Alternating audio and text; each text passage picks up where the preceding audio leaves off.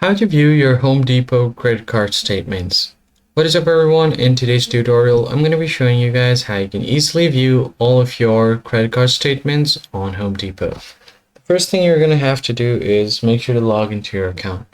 So go to homedepot.com and click on my account section right here on top. And after you click on it, you'll have two options. So if you're new, you can register for your new account, or if you already have an account, click on sign in. Now from here, you're just going to have to provide your email address and then tap on continue. Then just enter the password that's valid. And if you want to stay signed in, check this box and click on the sign in button. Once you are logged in, you're going to have to click on my account option. Then this drop down will appear.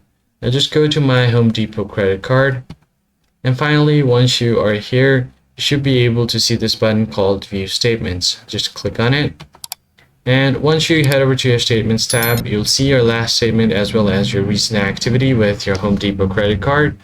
Now just scroll down here until you find the Download Statement option.